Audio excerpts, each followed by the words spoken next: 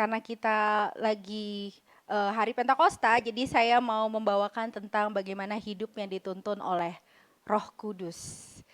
Saya berdoa kiranya semuanya di sini boleh membuka hati, kita sama-sama belajar. Saya pun ketika menyiapkan hal ini juga saya juga diingatkan kembali, saya juga belajar kembali bagaimana hidup saya tuh sudah dipimpin sama Roh Kudus atau belum, gitu ya. Kita mungkin sama-sama lihat slide, kita mau sama-sama baca di Roma 5 ayat 16 sampai 25. Saya nggak tulis semua di sini, jadi mungkin kalau ada yang bawa Alkitab atau ada di handphonenya boleh sama-sama baca. Kita buka di Galatia 5 ayat 16 sampai 26.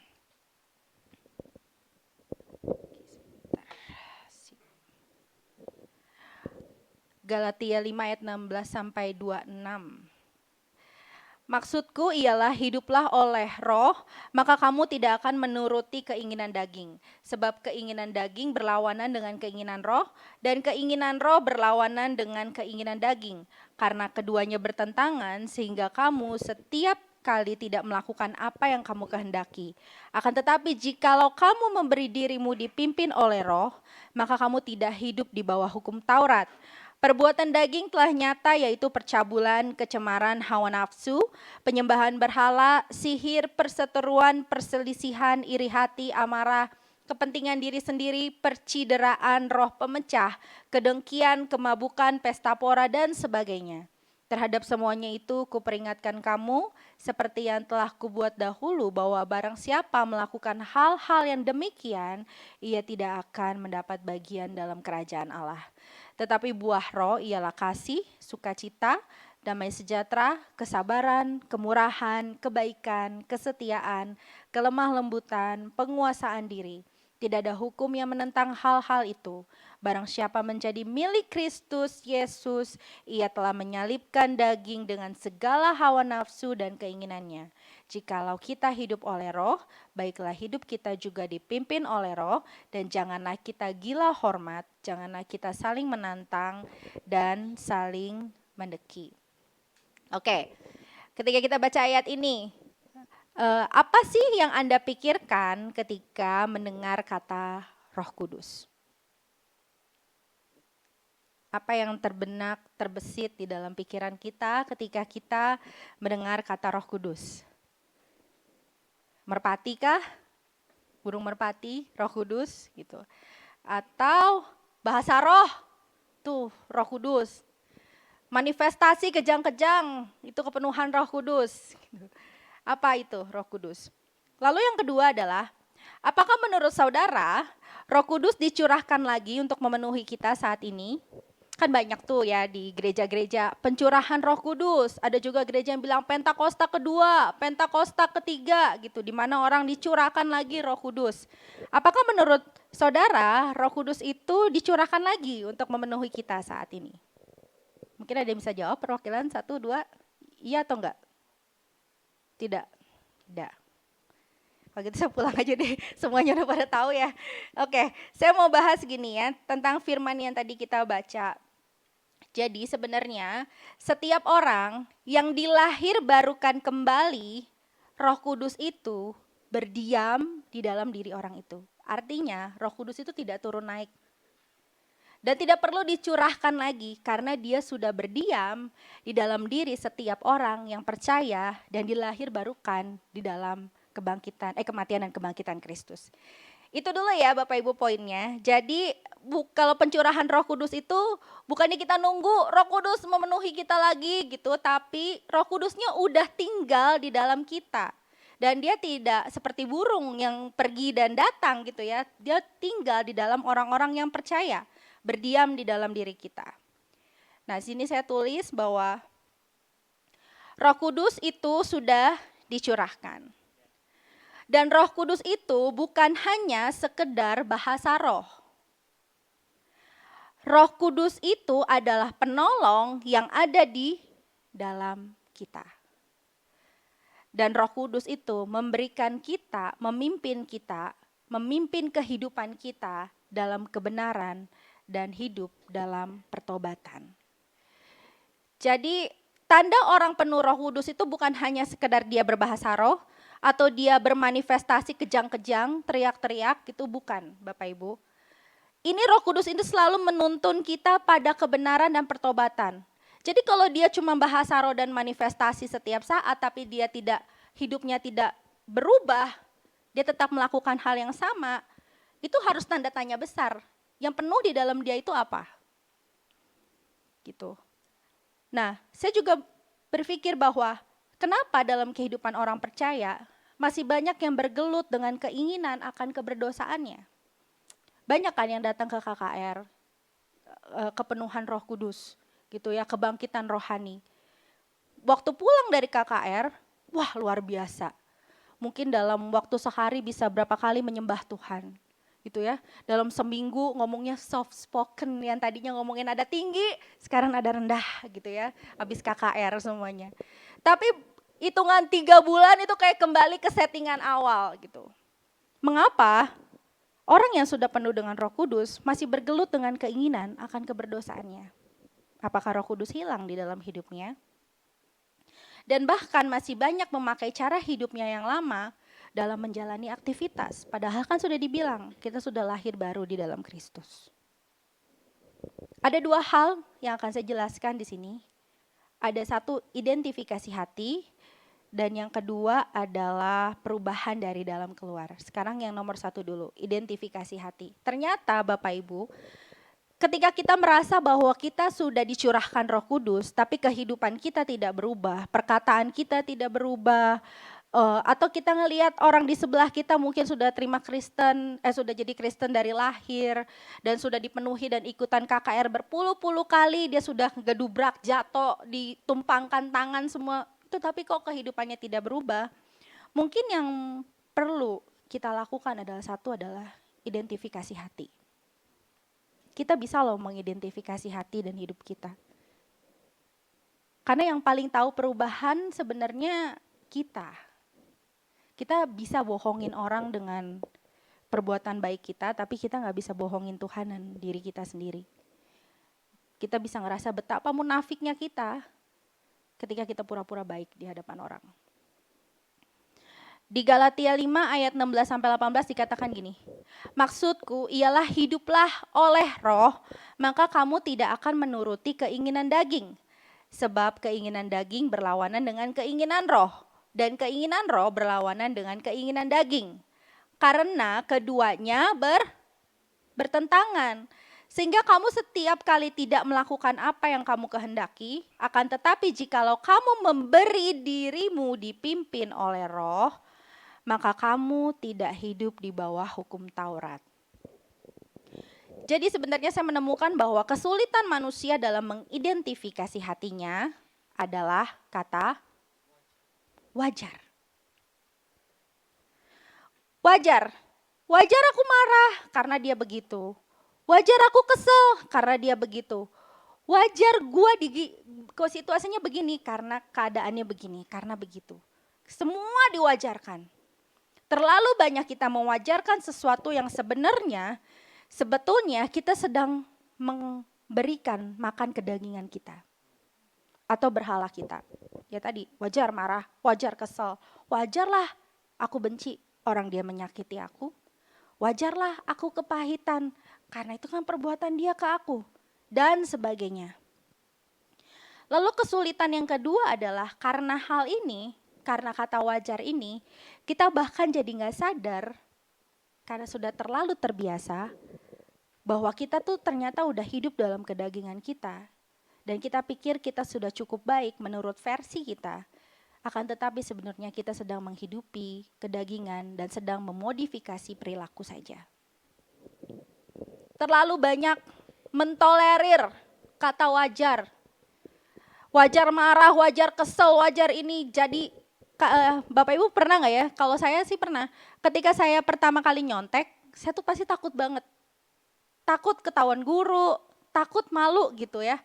Tapi ketika sudah sering banget dilakukan, takutnya hilang, malunya hilang, jadi terbiasa. Itulah seperti itu. Ketika kita memberi makan berhala kita jadi mengikuti kedagingan kita jadi acuh sama Roh Kudus. Kita tidak lagi dengar-dengaran dan kita mewajarkan segala sesuatu yang sebenarnya tidak wajar. Coba kita identifikasi ayat-ayat di bawah ini ya. Perbuatan Galatia 5 ayat 19 sampai 21. Dikatakan gini, perbuatan daging telah nyata yaitu percabulan, kecemaran, hawa nafsu, penyembahan berhala, sihir, perseteruan, perselisihan, iri hati, amarah, kepentingan diri sendiri, percideraan, roh pemecah, kedengkian, kemabukan, pesta pora, dan sebagainya. Terhadap semuanya itu, kuperingatkan kamu seperti yang telah kubuat dahulu, bahwa barang siapa yang melakukan hal-hal yang demikian, ia tidak akan mendapat bagian dalam kerajaan Allah. Coba kita identifikasi ayat tersebut ya. Dikatakan di Galatia 5 ayat 19 sampai 21 ada dosa seks. Yaitu perzinaan, percabulan, hawa nafsu, seks di luar nikah, hubungan seksual yang tidak wajar, LGBT dan sebagainya. Pesta pora dan juga seks yang tidak terkendali. Banyak pesta seks di mana-mana, seks yang tidak terkendali. Lalu yang kedua, ada juga dosa penyembahan berhala. Sihir, merujuk kepada praktik okultisme. Buat orang-orang yang masih menyembah patung, yang masih datang ke dewa-dewa, yang masih datang ke Gunung Kawi, yang masih pegang jimat, yang masih pegang sesuatu dari engkongnya, dari neneknya, dari apanya. Nah ini termasuk dosa.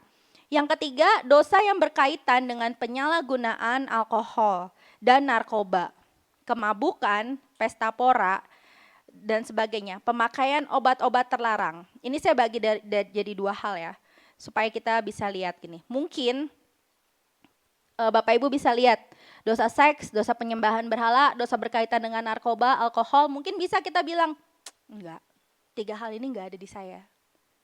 Saya enggak pernah melakukan seks bebas, seks saya tidak menyimpang, saya melakukan hal yang normal. Saya juga enggak pernah nyembah patung, saya enggak pernah ke Gunung Kawi, saya enggak pernah narkoba, saya enggak pernah alkohol, saya enggak pernah pesta pora. Mungkin 3 hal ini kita bisa bilang, puji Tuhan, saya enggak ada di 3 ini. Atau puji Tuhan, saya udah enggak di situ lagi, saya udah bebas, saya udah lepas. Tapi tunggu dulu, ternyata masih ada yang lain. Yang di atas ini mengenai tindakan, tapi selanjutnya, nah ini yang bahaya.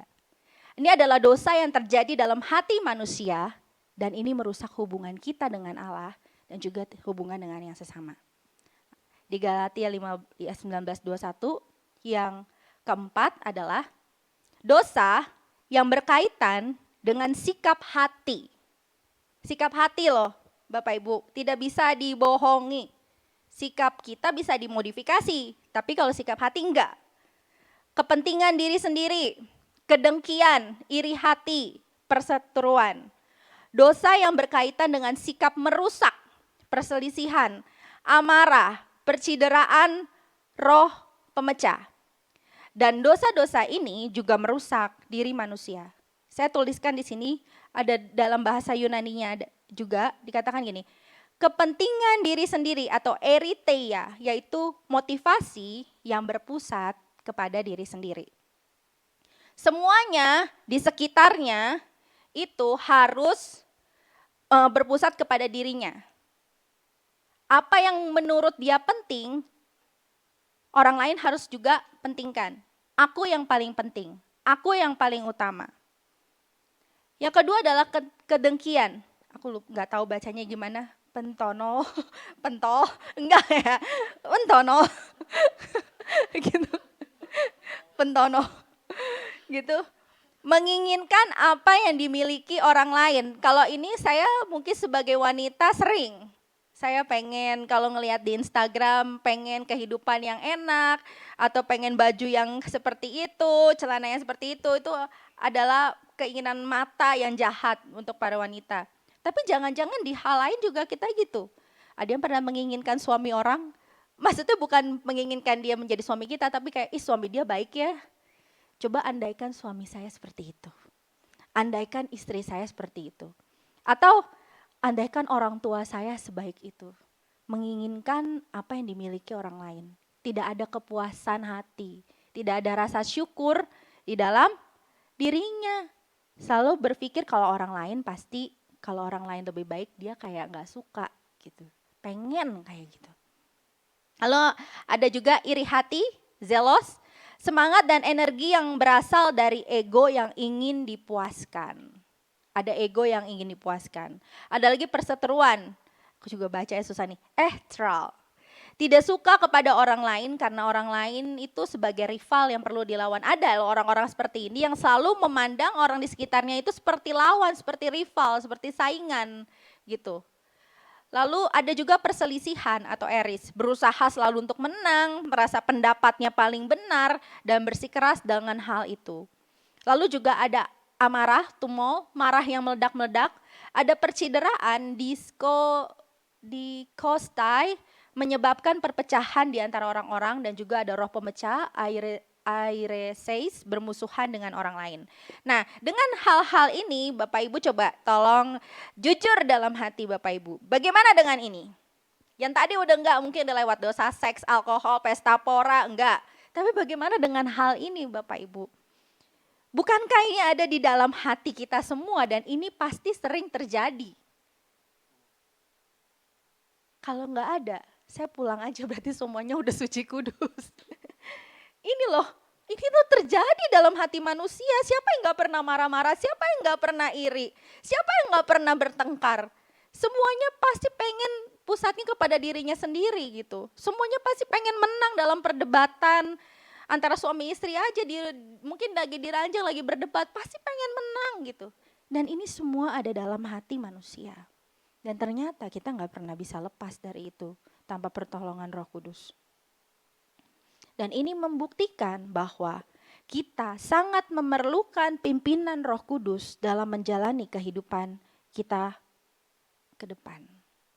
Karena ini adalah hal-hal yang susah lepas dari hati kita. Karena ini berhubungan dengan sikap hati dan berhala yang ada di dalam diri kita. Pertanyaannya, bersediakah Anda dipimpin oleh Roh Kudus? Bersedia? Puji Tuhan. Jadi saya gak jadi pulang ya. Lalu yang kedua adalah perubahan dari dalam keluar. Di Galatia 5 ayat 22 sampai 24 dikatakan, ini kebalikannya dari yang tadi ya. Ini tentang buah roh. Tetapi buah roh ialah kasih, sukacita, damai sejahtera, kesabaran, kemurahan, kebaikan, kesetiaan, kelemah lembutan, penguasaan diri. Tidak ada hukum yang menentang hal itu. Barang siapa menjadi milik Kristus Yesus, ia telah menyalibkan daging dengan segala hawa nafsu dan keinginannya. Saya mau jujur nih sama Bapak Ibu. Dulu saya mengira itu kalau buah roh itu ada banyak. Saya ngerasa tuh ada pohon, terus ada buah-buah, itu ada buah roh. Saya tinggal kayak petik satu, saya mau yang mana. Gitu ya. Jadi saya melihat nih kira-kira nih ya, saya mengolah hati saya, kira-kira dalam diri saya ini udah ada yang mana ya. Misalnya, oh saya ternyata orangnya udah sabar. Berarti saya udah punya satu buah rohnya. Saya udah jadi orang yang sabar. Nah, saya udah punya checklist buah roh mana yang tinggal saya kejar. Penguasaan diri kah? Atau yang lain? Lalu apa yang saya lakukan Bapak Ibu? Saya berusaha bicara, mungkin saya kurang soft spoken ngomongnya, saya bicara dilembut-lembutkan kalau ketemu orang. Halo, apa kabar? Gitu. Saya berusaha untuk ngomong dengan lembut gitu. Terus saya menahan-nahan amarah saya. Saya berdoa sama Tuhan supaya saya bisa, jadi ketawa sendiri, sorry. Supaya saya bisa diberikan semuanya itu loh, karena saya ngerasa saya perlu mengejar buah-buah roh itu. Karena saya kira, saya nggak bisa punya satu aja. Saya harus punya banyak. Dan saya harus jadi lebih baik. Tapi ternyata, tahukah Bapak Ibu, ternyata kalau buah roh ini ternyata buahnya satu. Tapi ada 9 atribut. Jadi bukan buahnya ada 9, buahnya satu. Tapi di dalamnya ada banyak. Gitu. Jadi gak bisa tuh kita bilang, oh aku udah sabar, tapi aku kurang murah hati. Oh tinggal kejar murah hati. Gak bisa. Karena kalau itu terjadi artinya orang itu ternyata belum memiliki buah roh. Serem ya. Hasil yang kelihatan itu hanya hasil dari daging. Yang tadi saya lakukan, itu hanya hasil dari daging saya. Bisa saja kita terlihat baik, bisa terlihat ramah, bisa terlihat lembut, tapi ternyata bukan dimotivasi dari Roh Kudus, melainkan dari daging dan dari buah roh yang versi KW. Versi KW, ternyata buah roh ada versi KW. Nah itu usaha manusia. Nah ini saya sebenarnya ada banyak penjelasannya, tapi saya ambil satu aja. Ini dari bukunya Timothy Keller, Galatians for You. Ini buah roh tentang buah roh sukacita. Definisinya itu sebenarnya sukacita yang dimaksud adalah kegembiraan di dalam Allah dan keselamatan dalam Allah. Keindahan dan nilainya yang murni. Ini dimaksudkan dengan buah roh yang sukacita. Tapi kebalikannya dari buah roh ini adalah perasaan hampa dan selalu keputusasaan. Dan ini versi KW-nya. Sukacita karena keadaan eksternal. Kadang kita berpikir sukacita kita itu datangnya dari Tuhan. Tapi ternyata ketika kita lagi mengalami hal yang tidak baik, sukacita kita hilang. Kalau ketika kita lagi kesel, sukacita kita terenggut. Nah ini yang namanya buah roh versi KW. Sukacitanya dapat diambil kalau keadaannya sedang tidak baik. Sampai sini paham ya Bapak Ibu ya? Jadi ternyata kalau dilihat Roh Kudus itu punya standarnya tinggi banget gitu. Lalu apakah mungkinkah kita dapat menghasilkan buah roh yang sebenarnya?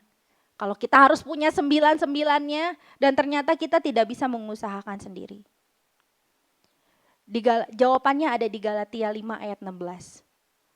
Maksudku ialah hiduplah oleh roh, maka kamu tidak akan menuruti keinginan daging. Jadi Bapak Ibu, Paulus itu nggak pernah menyuruh kita untuk berusaha menghasilkan buah roh. Makanya dikatakan apa? Hiduplah oleh roh. Maka. Bukan hiduplah oleh roh dan jangan. Hiduplah oleh roh dan maka. Coba baca lagi ayatnya. Hiduplah oleh roh maka kamu tidak akan menuruti keinginan daging. Bukan hiduplah oleh roh jangan menuruti keinginan daging. Artinya bukan kita yang usahakan, tapi ini adalah hasil dari hidup yang dipimpin oleh Roh Kudus. Makanya yang berubah bukan modifikasi perilaku, berubahnya dari dalam dulu, baru keluar, memancar keluar. Berubah bukan dari luar ke dalam, tapi dari dalam ke luar. Ketaatan kita membawa perubahan dan proses perjalanan kita membawa kita akan pengenalan akan Kristus. Sehingga buah roh itu ada dalam proses perjalanan kita. Gitu. Di Galatia 5 ayat 24-26 dikatakan barang siapa menjadi milik Kristus Yesus, ia telah menyalibkan daging dengan segala hawa nafsu dan keinginannya.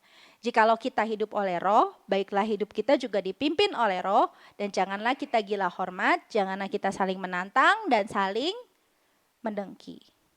Jadi setiap hari kita selalu punya pilihan, di mana kita mau menuruti keinginan daging atau tuntunan roh. Setiap hari kita bangun pagi itu selalu punya pilihan. Apalagi punya toddler. Wah, luar biasa. Gitu ya. Punya anak itu pilihannya mau marah enggak. Jadi ibu peri atau enggak ya. Itu setiap pagi tuh selalu ada pilihan itu. Nah, kita mau ikutin keinginan daging kita apa tuntunan roh? Dan Bapak Ibu jangan lupa bahwa kita ini adalah orang-orang yang sudah ditebus dan kita adalah manusia baru. Maka cara hidup kita seharusnya pun berbeda. Kita bertumbuh apabila kita hidup dalam tuntunan Roh Kudus. Tapi saya mau berikan kelegaan buat kita semua, gak ada yang instan Bapak Ibu. Kita semua ada dalam proses perjalanan, dalam kekudusan yang Tuhan berikan. Kita nggak bisa mempercepat atau memperlambat. Pengen cepat-cepat menghasilkan buah roh atau memperlambat punya buah roh. Di sana sangat mungkin ada tantangan. namun di situ juga kita bisa melihat bagaimana kekuatan penghiburan dari Tuhan melalui Roh Kudus yang ada di dalam kita. Jadi mempunyai buah roh itu tidak bisa dipaksakan, tidak bisa dipercepat atau diperlambat. Masalah dan tantangan bukan menghambat kita untuk bertumbuh, namun justru itulah proses di mana kita dibentuk semakin serupa dengan Kristus. Dan peran Roh Kudus semakin nyata dan kita rasakan di mana kita melihat hanya Kristus yang mampu memberikan pertumbuhan dan mengubah hidup kita. Dan ini juga kelegaan buat kita. Ketika Roh Kudus bekerja, Dia tidak menuntut kita. Sehingga kita seperti orang yang mengejar gitu. Mengejar harus gue pokoknya hari ini harus punya buah roh yang ini, harus ini, semuanya kita tuh kejar dan kita jadi kayak orang yang capek, bukan seperti orang yang merdeka, malah kita seperti orang yang tertuntut. Padahal kan Kristus bilang apa? Di dalam Kristus ada kemerdekaan. Tuhan kasih kita merdeka. Merdekanya termasuk dalam hal-hal ini. Dan Roh Kudus itu bekerja bukan menuntut kita harus cepat. Dia gak menuntut kita seperti orang yang mengejar. Sampai akhirnya kita ngerasa lelah dan gagal menjadi apa yang Tuhan inginkan. Roh Kudus kerjanya gak seperti itu. Karena Kristus sudah memberikan kita kemerdekaan. Dan kita berjalannya dari sana. Maka ikuti aja prosesnya Bapak Ibu. Ikuti prosesnya. Gak usah terburu-buru. Setiap masalah yang datang dalam kehidupan kita, di situ Roh Kudus mengajar kita. Setiap kita menghadapi pilihan-pilihan, mau ikut keinginan daging atau keinginan roh, Roh Kudus mengajar kita. Ikutin aja prosesnya dan nikmatin bagaimana Tuhan mengajar kita. Maka kita akan melihat bagaimana buah roh itu muncul dengan sendirinya tanpa dipaksa, tanpa diburu-buru. Atau tanpa kita merasa sangat lelah karena kita mengejar itu semua. Saya undang pemain musik. Jadi kalau saat ini kita mungkin masih merasa bahwa saya udah penuh belum ya sama Roh Kudus. Roh Kudus udah ada di dalam kita. Tinggal kita mau dengerin yang mana Bapak Ibu. Kita mau ikut gak dalam pimpinan roh? Atau kita mau ikutin kedagingan kita? Saya tuliskan di slide, Roh Kudus adalah pribadi yang menuntun kita untuk selalu melihat kepada Kristus dan karya salibnya. Roh Kudus gak bikin kita ngerasa gagal, ngerasa putus asa, karena kita ngerasa gak punya buah roh. Tapi justru di dalam perjalanannya, Dia menguatkan kita untuk melihat kembali kepada salib Kristus. Justru ketika kita putus asa, ada yang salah dengan hati kita, Dia ingatkan kembali bahwa kamu telah ditebus, kamu adalah orang yang baru, kamu adalah pribadi baru, ayo bangkit lagi. Kristus yang akan kasih kita kekuatan, Roh Kudus yang akan memberikan kita kekuatan untuk melewati proses demi proses. Roh Kudus sudah ada di dalam diri kita, Dia menuntun kita, Dia memegang kita untuk selalu melihat kepada Kristus dan karya salibnya. Kita bisa rest di dalam Tuhan. Kita bisa percaya, kita boleh bersuka cita karena Tuhan kirim penolong yang ajaib di dalam diri kita. Mungkin wujud Kristus gak nyata, kita gak bisa lihat. Sama seperti Petrus yang pernah bertemu secara langsung. Tapi Dia kirim Roh Kudus yang tinggal di dalam diri kita.